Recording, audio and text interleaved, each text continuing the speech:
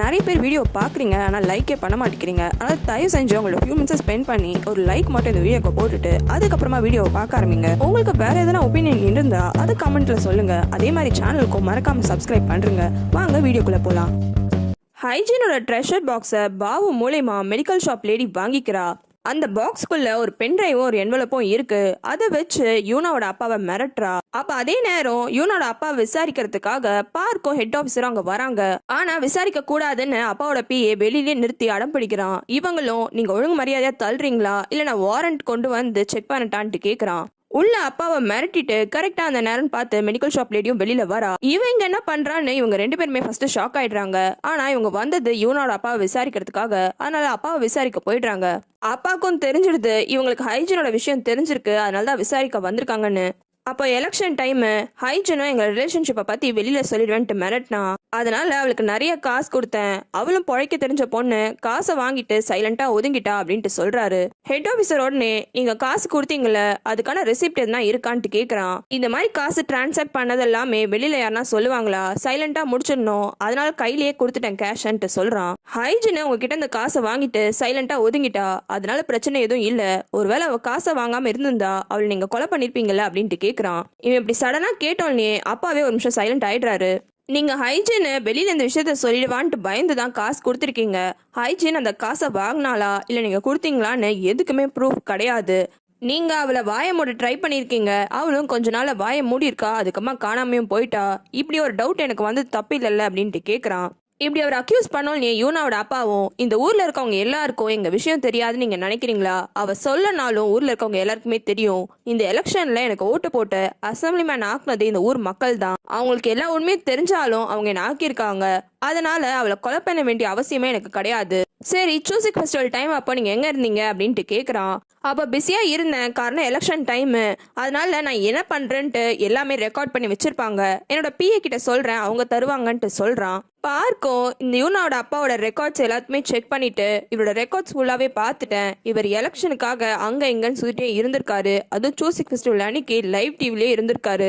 அதனால கண்டிப்பா இவர் பண்ணிருக்க மாட்டாருன்ட்டு சொல்றான். இவன் சொல்றது எல்லாத்தையும் கேட்ட ஹெட் ஆஃபீஸரு, முதல்ல அசம்பிளி மேன் ஒரு பெரிய ஆளு, அவனோட வேலை எல்லாமே அவனே பண்ணுவான்னு நீ நினைக்கிறியா? கண்டிப்பா அவன் கீழே யாருன்னா விட்டு தான் பண்ண வச்சிருப்பான். ரெண்டாவது ஒரு விஷயம், இந்த விஷயம் நடந்து 2 வருஷத்துக்கு மேல ஆகுது. நிறைய பேருக்கு காலையில என்ன சாப்பிட்டோன்றதே மறந்து போயிடுது. ஆனா இவங்க 2 பேருக்கும் 2 வருஷத்துக்கு முன்னாடி இவங்க என்ன பண்ணாங்கன்னு எல்லா விஷயத்தையுமே நல்லாவே ஞாபகம் வச்சிருக்காங்க. ஆல்பையும் பர்ஃபெக்டா இருக்கு, எந்த ஒரு டவுட்டுமே இல்லாம. ஆனா எனக்கு இந்த விஷயம் தான் ரொம்பவே இடிக்குதுன்ட்டு ஃபீல் பண்றான். ஆனா பார்க்க இது கோயின்சிடென்டா கூட இருக்கலாம்ல அப்படின்ட்டு சொல்லிடுறான். லேடி பாய் ஹைஜீனோட அந்த ரெக்கார்டிங்ஸை பார்த்துட்டே இருக்கான். திரும்பி திரும்பி ரிவர்ஸ் பண்ணி பார்த்துட்டே இருக்கும் போது அவனுக்கு அந்த வீடியோல ஏதோ ஒரு விஷயம் புரிய வருது. வீட்டுல யூனோட அப்பா கியூனை கூப்பிட்டு உட்கார வச்சு பேசுறான். கியூன் கிட்ட யுஞ்சிக்கு இன்னொரு குழந்தை வேணும்ட்டு என்கிட்ட கேட்டிருக்கான்ற விஷயத்த சொல்றான். அதுக்கு கியூனும் பாட்டி அவங்களை எப்ப பார்த்தாலும் ப்ரெஷர் பண்றாங்களே, அதனால அவங்க அப்படி ஃபீல் பண்ணிருக்கலாம், மற்றபடி வேற எந்த விஷயமும் இருக்காதுன்ட்டு சொல்றான். அப்ப யூனாவோட அப்பா, உங்க அம்மாவை பத்தி நீ என்ன நினைச்சிட்டு இருக்க? உன் மேல ஒரு பாசமா இருக்கான்னு நீ நினைக்கிறியா? நீ ஒன்னும் வயிற்றுல பிறந்த பையன் கிடையாது. நீ வேற இப்ப ஸ்கூலோட டைரக்டர் ஆயிட்ட, ஸ்கூலுக்காக ரொம்பவே ஒர்க் பண்றேன்னு எல்லா விஷயமும் அவளுக்கு தெரியும். இப்படி நீ பண்ணிட்டே இருந்தனா கண்டிப்பா அவளோட பொசிஷன் இந்த வீட்டுல காலி ஆயிடும். இப்பெல்லாம் யுஞ்சிய பத்தி சொன்னோன்னே கியூனோட மூஞ்சி சுத்தமா மாறிடுது. என்ன அப்பா இப்படி பேசுறாருன்னு யோசிக்கிறான். யுஞ்சி அவ்வளோ ஒன்றும் படிக்கல, அதனால எப்படின்னா அந்த ஸ்கூலோட டைரக்டர் ஆயிடணும், இது ஒரு நல்ல பொசிஷன், எல்லாருமே இந்த பொசிஷனை மதிப்பாங்கன்ட்டு அவ ரொம்பவே ஆசைப்பட்டா. ஆனா கடைசியில அவனோட பாட்டி இந்த பொசிஷனை எடுத்து உனக்கு கொடுத்துட்டாங்க. அதனால அவளுக்கு எவ்வளவு வயிற்றுச்சல் தெரியுமா? இருந்தாலும் வெளியில காட்டிக்க மாட்டிக்கிறா. கியோனுக்கு இந்த விஷயம் எல்லாமே ரொம்ப அப்செட் பண்ணிடுது. இருந்தாலும் எனக்கு புரியுதுப்பா, அம்மா ரொம்ப ஃபீல் பண்றாங்கன்னு நீங்க சொல்றீங்க.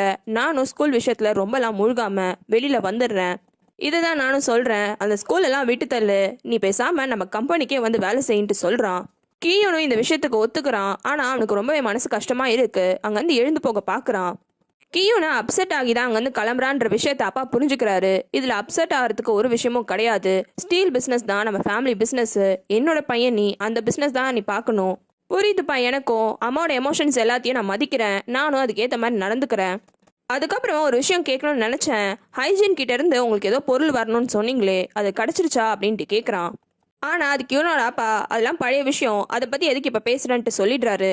அப்ப நீங்க தான் ஹைஜனை கொலை பண்ணீங்களா அப்படின்ட்டு கியூன் கேட்குறான். என்னை பார்த்தா உனக்கு எப்படி தெரியுதுன்ட்டு அப்பாக்கு இன்னுமே ரொம்ப கோவம் வந்துடுது.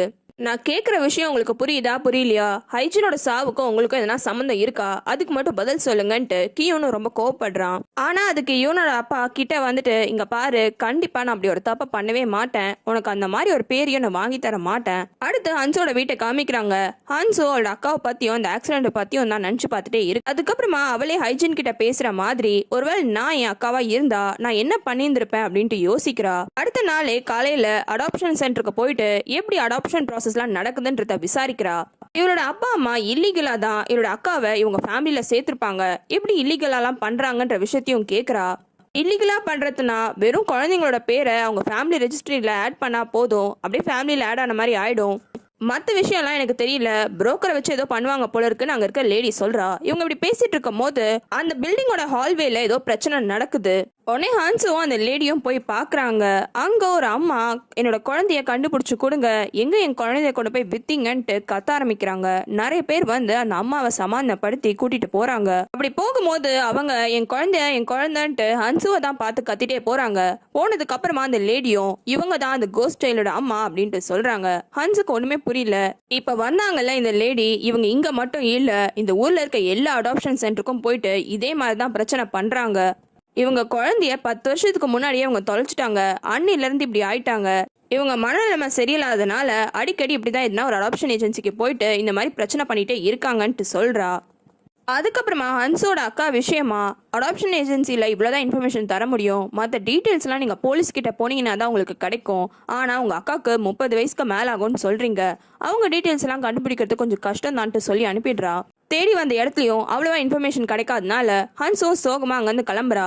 லிஃப்ட்டுக்குள்ள ஏறும்போது இன்னொருத்தவங்க யாரோ லிஃப்ட்ல ஏறுறாங்க. அப்படி ஏறுறது அந்த கோஸ்ட் பேபியோட அம்மா தான். அவங்க கையில ஒரு பொம்மையை தான் குழந்தை மாதிரி கட்டி வச்சிருக்காங்க. ஹன்ஸு சைலண்டா தான் இருக்கா. ஆனா அவங்க ஹன்ஸுவை பார்த்து, உங்க அம்மாவை இன்னும் நீ தேடிட்டு தான் இருக்கியா? எல்லா அம்மாவும் அவங்க குழந்தைங்கள லவ்லாம் பண்ண மாட்டாங்க, சில அம்மாங்களுக்குலாம் அவங்க குழந்தைய பார்க்கவே பிடிக்காது. ஹன்ஸு அவங்க ஆல்ரெடி மனநிலை சரியில்லாதவங்கன்றதுனால தனியா ஏதோ புலம்புறாங்கன்னு நினைச்சுக்கிறா. ஆனா திடீர்னு அவங்க ஹன்சுவை பார்த்து, உன் தங்கச்சியும் அப்படிதான், ஹன்சு கூட உன்னை மறந்துட்டா அப்படின்ட்டு சொல்றாங்க. ஏன்னா நம்ம பேரை சொல்றாங்கன்னு ஹன்சு ஷாக் ஆகி, உங்களுக்கு என்ன தெரியுமா அப்படின்ட்டு கேக்குறா. அதுக்கு அந்த அம்மாவும், என்ன இப்படி கேட்டுட்ட, நம்ம 2 பேரும் ஒன்னா டிவில வந்தோமே, என்ன மறந்துட்டியா அப்படின்ட்டு சொல்றாங்க. அதுக்கப்புறமா அந்த பொம்மைய குழந்தை மாதிரி பாட்டு பாடி தூங்க வச்சுட்டு லிஃப்ட்டை விட்டு இறங்கி போயிடுறாங்க. ஆனா ஹன்சுக்கு அந்த ஷாக்ல இருந்து வெளியில வர முடியல. உங்களுக்கு வேற சீரிஸ் பார்க்கணும்னா கமெண்ட்ல சொல்லுங்க.